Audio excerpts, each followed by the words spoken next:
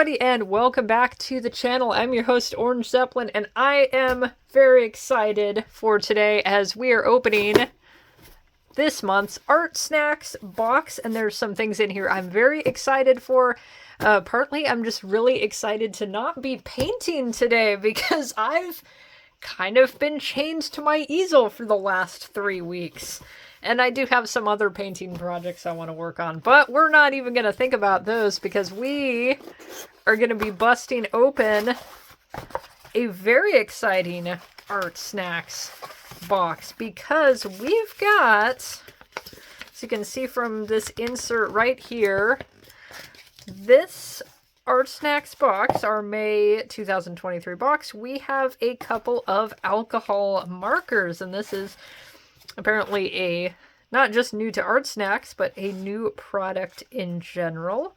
So let's bust this thing out. You can tell I already opened it up. Also, we have some gum. Nice. Let's bust this open. See, this box, I did look through it already. This seems like it is tailor-made for me in mind because I do love me some alcohol markers. I'm always really curious about alternative brands out there because I do love Copics, absolutely, but they are very expensive. These are actually kind of expensive also. You can see that these are $7.49 each, so that is expensive, but we'll see if this is worth it. It does say that they hold twice as much ink as any other alcohol marker, so ideally they will go further. One of the complicated things about Copics, one of the great things about Copics is you can refill them. You can buy refillable ink bottles. It's just kind of a pain in the ass to actually do, so sometimes I'm just tempted to buy a completely new marker rather than just buy the ink refills. This is also, okay, let's actually see what's going on here, because it says we have customization control, can unscrew one end to the other. Let's see, that actually unscrewed, all right. Okay, I don't know what to do with this information, but we'll find out. You basically, I guess if you had any storage issues and you just wanted a teeny tiny marker, you just do that, basically. Let's see. Just say, complete customization control from the ink to the nib. Let's actually read our little insert and see if we can learn more. So we probably can get different nib types. This is actually something you could do with Copics. I know Copics have kind of downgraded or downsized on what you can do. They don't have the super wide Copics anymore, I don't think. The ones that are just like almost an inch wide wedge nib. So it does look like maybe. So let's see. Different connector rings, handles, nibs. Okay, so I think we do have, oh, here, and that's, they have the definitely not comparing to Copics here. So that's supposed to be basically 2 Copics worth of ink. And actually, replacement cartridge, let's see. Okay, this is interesting. So, as I was just saying about Copics being a little bit of a pain in the ass to refill, this actually has an ink cartridge that you can replace, which let's see if I have a good example. I'm going to pause for just a second. Okay, so a replacement cartridge, that would be something.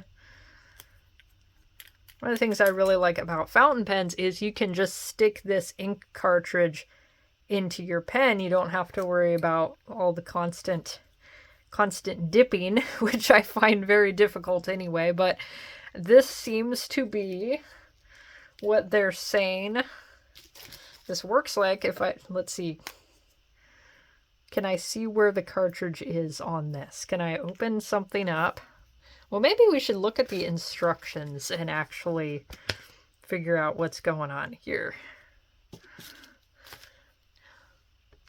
Okay, so these, both the ends of the markers, they are connected with a little connector ring here, and to be honest, I'm not sure how the ink cartridges come out of this. It isn't super obvious from the instructions. I've had some fountain pens where they came with one of my fountain pens.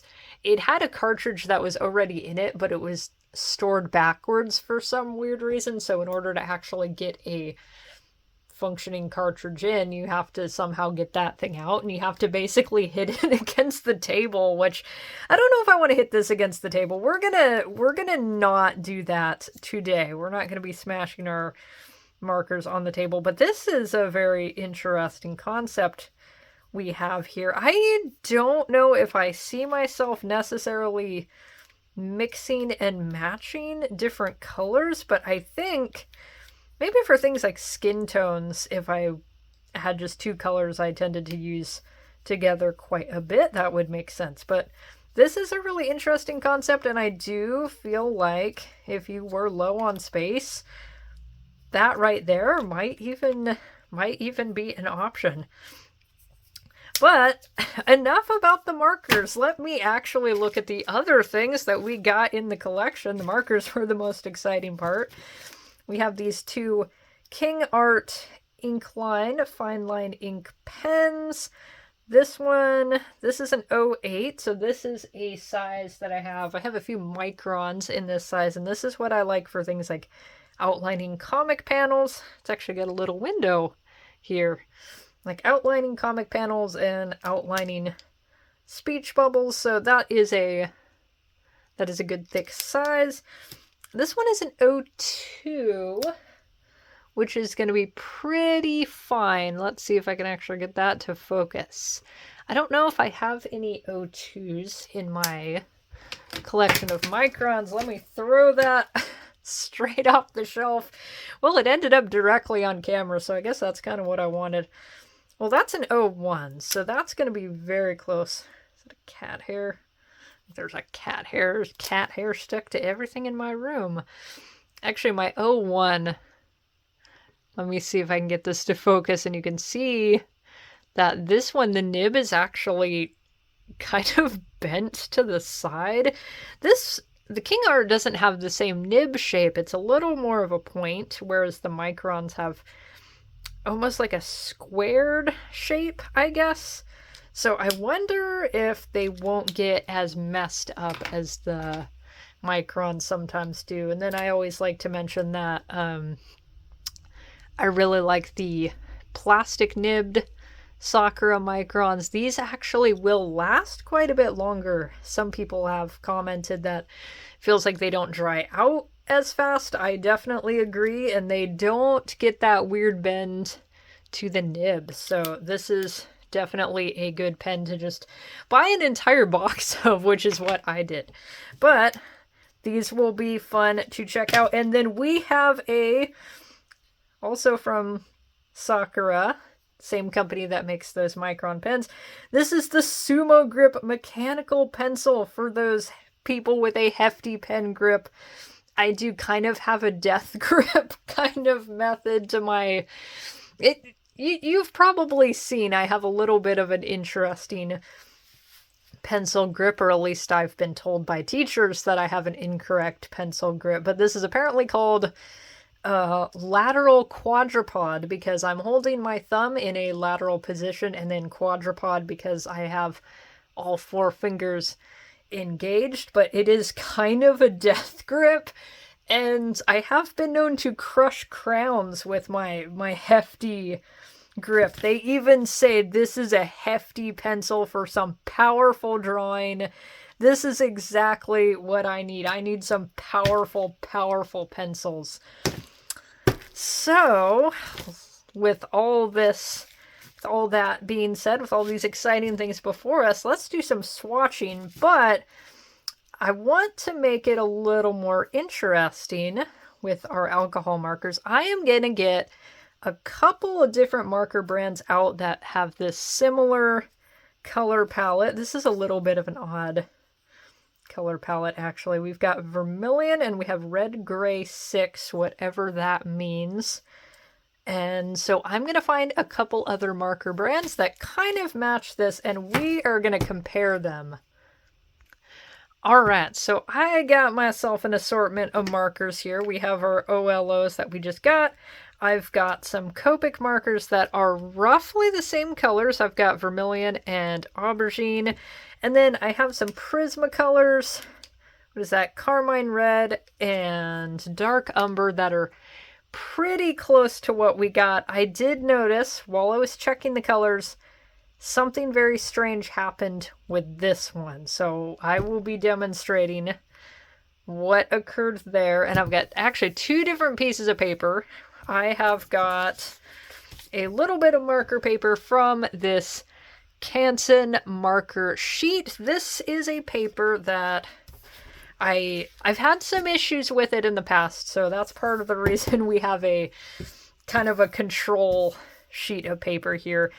I will always do a little bit of a color swatch on the corner, usually with aubergine because it is a dark-ish color, because I've had trouble where Canson marker paper just did not want to absorb the marker pigment at all and just did all kinds of weird things. So I want to make sure that that piece of paper I swatched, that wasn't just doing weird things. And then I just have another mini piece of paper from this Legion paper, Stonehenge Light. Just some of this, like, from this mini, whatever I'm trying to articulate here. Just got this piece of paper to see how things behave on different kinds of paper. So, without further ado, well, maybe I should start with the other things. I don't know.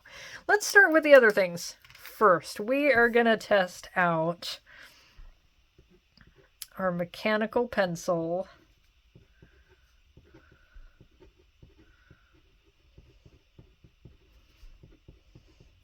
I used to not be very much of a mechanical pencil person. I always prefer just like the boring yellow number 2 pencils because they work for what I need them to do, which is just drawing, basically. I'm not doing anything too wild and crazy, but mechanical pencils are really nice for just planning things out, for any kind of really specific hatching work, because you can get very precise, controlled details. I just feel like if you're going to do a lot of shading and blending, they're not the best tool for that. But if you're going to do a lot of cross-hatching, if you are the type of artist that enjoys a lot of hatching, you will definitely like mechanical pencils. I'm also not finding this to be an uncomfortable grip at all. It's got a little bit of there's like 3 little spots to grip. I think that's supposed to be for people that have, I guess, a normal pen grip. One of my teachers who had some issue with the whole lateral quadrupod thing made me put this little rubber thing on my pencils that was supposed to teach me to have a correct pen grip, and all it did is made my handwriting absolutely god-awful. So not super fond of that type of thing, but this is much more comfortable.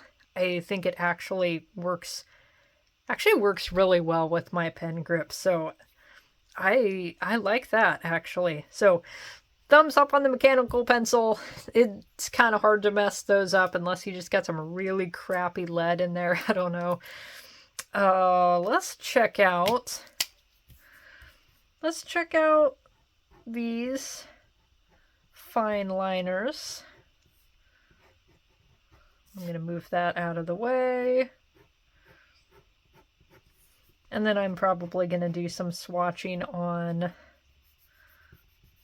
I'm just checking to see if it dries quickly. I'm going to do some marks on this paper also. This is a little bit of a thicker paper, so there's going to be a little more tooth to this. This is a super, super smooth paper, so there is going to be a difference here. But so far,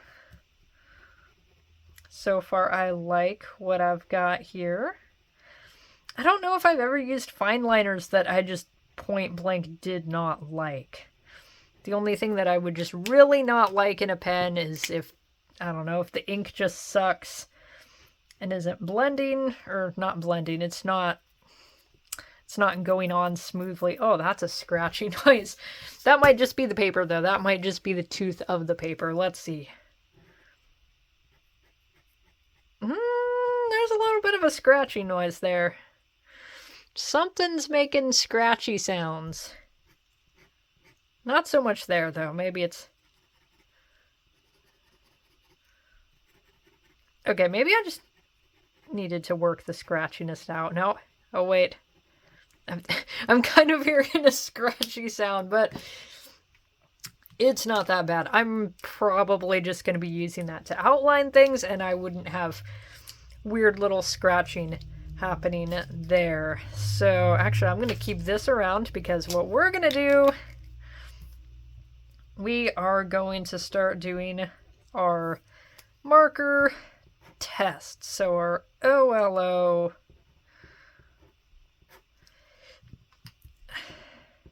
Prisma.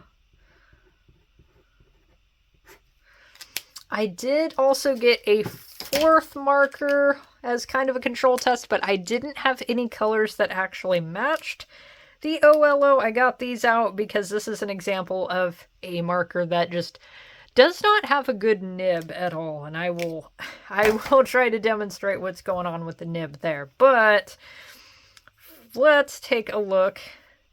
Can I tell which end is the broad end? It's probably because one of these is darker than the other. I'm sure there's logic to it. So that is our brush. Actually, let's go ahead and do our brush. That is a nice smooth nib.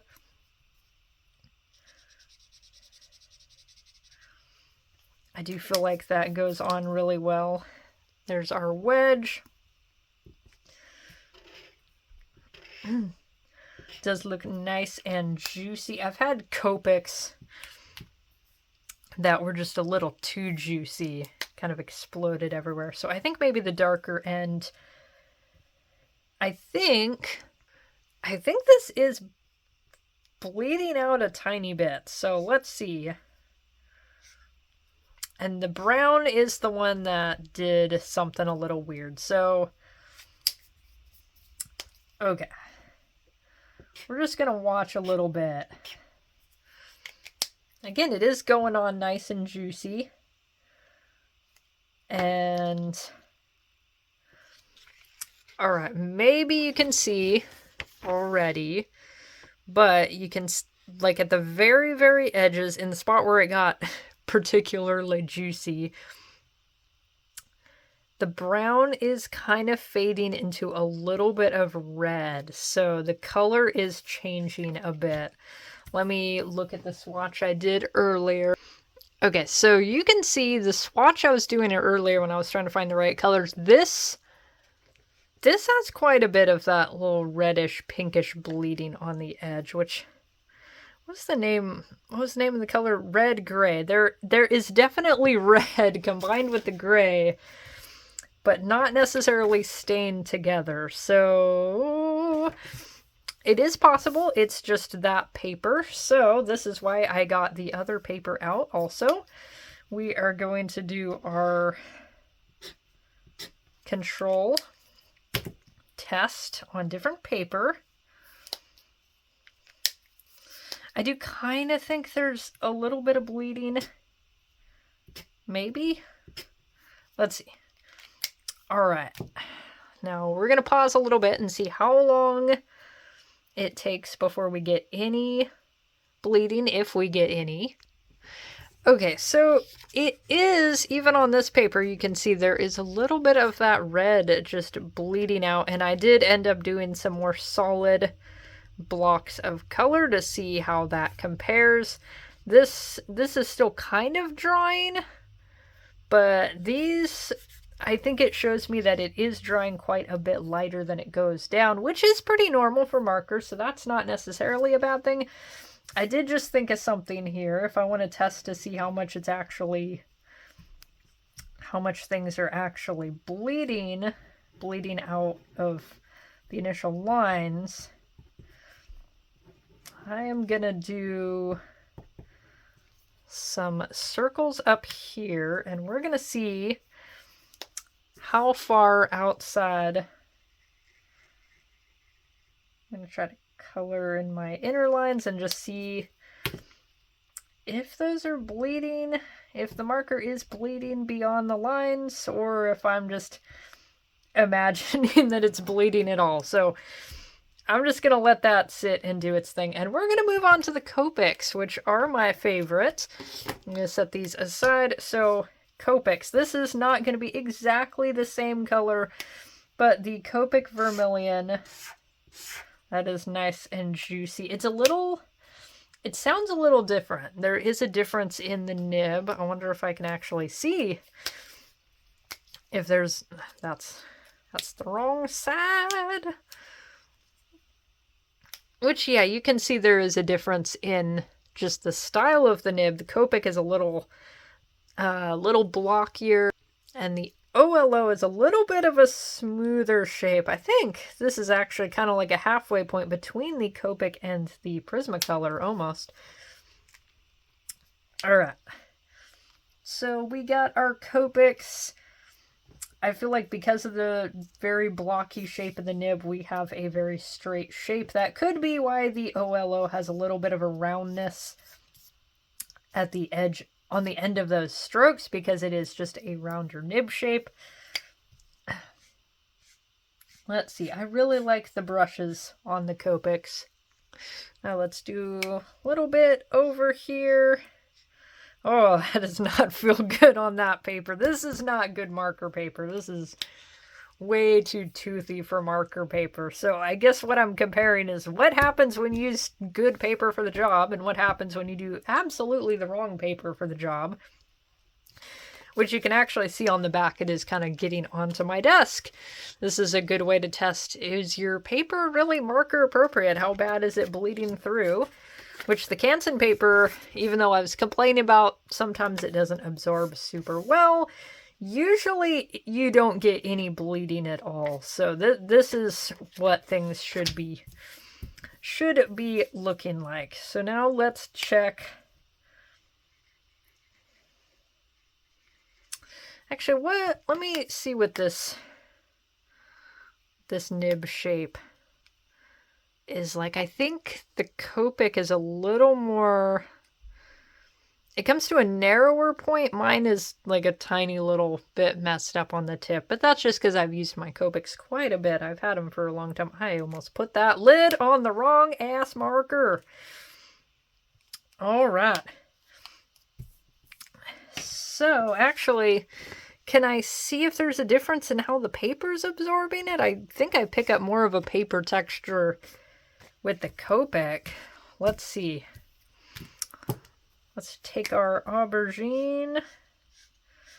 And this was just because of that color bleeding thing that's happening over there. It was kind of hard to figure out, okay, what color do I want to swatch this with? And I decided to go with this purple, brown, whatever the hell aubergine is. I think an aubergine is just a word for an eggplant. This isn't a color that makes me think eggplant. Again, this absolutely not markery paper. There's definitely something different going on there where I think maybe I just had more pencil marks going on with that circle. It's not a this isn't perfectly a scientific test. So, last but not least, we have our Prismacolors. How does that nib look compared to this one? It looks, that's very, very similar. That is very, very similar. But the broader nib, that is not the broad nib. I did not grab the one that had the broad nib. Okay, give me a second here. Alright, so in order to get this test to actually be a proper comparison, I do actually need to get both styles of a single color. These, let's actually start with my vermilion-esque color. So these are the same color. It's just that this one has the brush, and then this one has the wedge, and then these are both... Are these the same size? Precision tip? Are they? I was wondering, because the bands are not the same thickness. They might be the same. I'm not sure, but point is, I needed one brush and I needed one wedge. All right, that Prismacolor has like this nice, satisfying, velvety texture to it. And I notice with Prismacolors more than other markers, it does get progressively darker as you layer them. It does start to... Which I know most markers are gonna do that, but I feel like it's more pronounced with Prismacolor. And the wedge, this is super wide on the Prismacolor, so I think it's a little harder to do precision work unless you're... Actually, let's just go ahead. Just because. And show an example of the finer tip. I feel like I got more even color with the Prismacolor. The Copic, if we're just comparing our vermilion color, I actually like the Prismacolor the most looking at that. It's like a more vibrant shade. The OLO, I think, looks a little bit closer to red. That's just differences in pigment. And the Copic, I don't think it actually absorbed into this paper quite as well, which is a problem I've had with this paper before. It's just the Copic didn't want to absorb into it super well, and you get this, I don't know, staticky texture, for lack of a better word. And then this brown doesn't really work, but it was the only Prismacolor brown I had, so we are just going to go with it.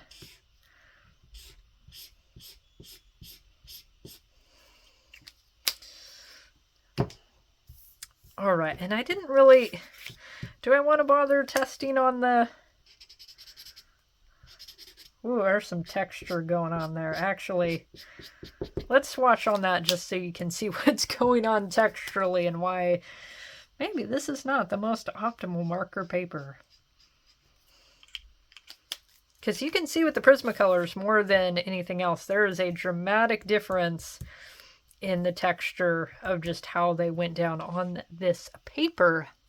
All right, and last and certainly least, this is kind of more of the let's do it just for the heck of it, because these colors don't match even remotely. Let's see. We can just try the browns and see how this works out. I don't know why I bothered with melon yellow. Alright, so this has a fine nib. This actually isn't too terrible. It doesn't feel too bad going down. And what is on the tip of that brush? I don't know if that's because this has been occupying the garage, occupying space in the garage for so long. So I don't know if you can see that this kind of just smushes into the paper. That's not the right word, but it's very, very, very soft. Let me see if this brush also has something weird going on there. But that's actually not a bad color. That's a color I would find very useful. But the brush, one of the things that I didn't like about these, and the reason that we haven't really been using them, I think my mom got them and was like, oh, I wasn't into that. And they just kind of have lived in the garage ever since. The brush tip just like immediately starts getting feathery and messed up after using it. It doesn't... I am realizing now, looking at all my swatching, I didn't actually try to blend anything, and that's one of the one of the selling points of alcohol markers is blendability and being able to do cool things, which presumably whatever I make with them will involve a lot of blending. So I don't know how well these colors will want to marry together. Kinda, maybe? Let's see. Let us see. It's one of the things I like to do with alcohol markers is just have a lot of built up layers. Ooh, wait a minute, wait a minute. It could just be this paper, but this was almost getting like an oil paint-esque slipperiness going on. Let's do this with the Copic, and you can kind of see it's already bleeding out a little bit. Okay. I'm not sure why I actually decided to color in this order. Okay, this is probably just the Canson paper doing slippery things. Because if both of these are doing that same thing, yeah, sometimes this paper just, it gets like that swampy oil paint-esque weirdness. This is probably like the dumbest way to try to blend something. Let me start here, because I think what I'm doing is almost deliberately making it swampy.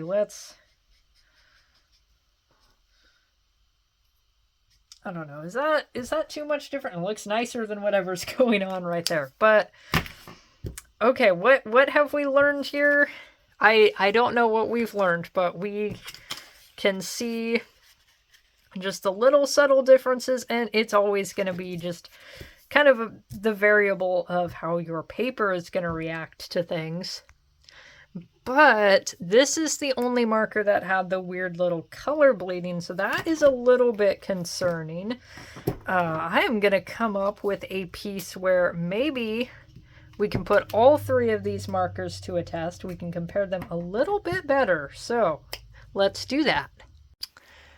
Okay, so what I'm going to do here is I'm going to sketch and line art something that I can actually divide into 3 quadrants. If I had actually found colors of that other marker brand that I could reliably match with these ones, then I could actually do a proper quadrant, but we're going to have to do this in radial thirds because I really only have 3 different marker brands to compare, but I think that's plenty. So I'm kind of going to be doing the ADC Art Attack thing, where we've got one piece that I'm splitting up, and we're going to just color it in with all these different markers. So let's get drawing.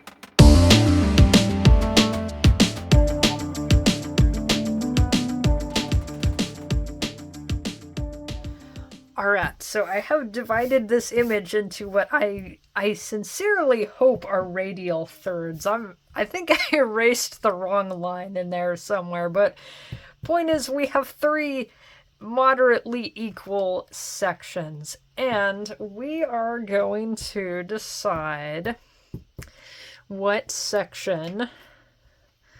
Let's make this. Let's make that the OLO. We'll make this the Copic, and then we'll make this the Prismacolor.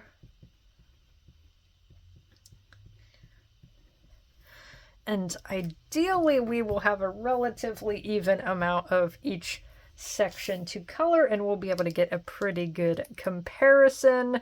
For the most part, I liked working with these pens. I feel like they're a little bit thicker, like just a little bit wider than the Microns. And so I did find my hand felt a little... Actually, are they wider? Is that my imagination? I don't know. Maybe that's my imagination. My hand felt a little crampy, but I didn't do any warm-up sketching today, so that could be why my hands are still a little bit cramped. It's actually kind of a cold day, surprisingly, considering how we're getting close into summer, and it's cold and dreary, but... Enough about the weather. Let us see. I do realize now I don't actually have a good background color. Well, we'll come up with that. But basically what I'm going to do, I'm going to just start coloring this counterclockwise. We're going to start with these, then the Copics, then the Prismacolor. And this way we should have a pretty good idea of how all these markers are going to look in the same application. So without further ado, let's get coloring.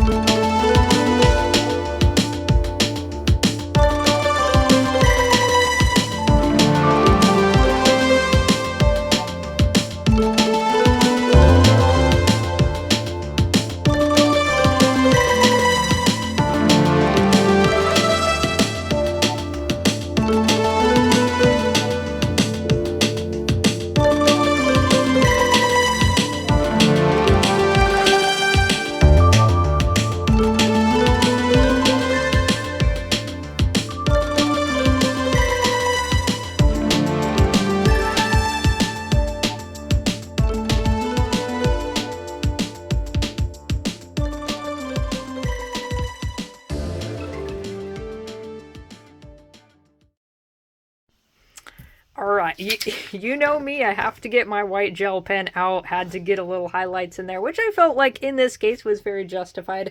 I think her features got pretty lost in some of the color, and definitely with the Prismacolor, which I do really like how saturated Prismacolor markers tend to be, but you did see I had to go back in with the marker. Again, it actually... When I'm holding the paper like this, which you guys can't see anything, to me it looks better here. I think my camera lighting's a little messed up, so maybe you guys can't quite see super well, but you can see the Copic and Prismacolor. The colors of those two are close. It's the OLO that I wasn't able to match super well, but as you saw, this kind of did have this almost a separation of color when I swatched, which I don't know if I'm actually getting that so much here, which that definitely makes me feel a lot better because I was worried about that color separation. I feel like with enough layers that might look a lot better. With which, what I normally do when I'm using alcohol markers is I will just, like I was saying earlier, I use a lot of layers of color. I start really light and I just work progressively darker, maybe go back and forth.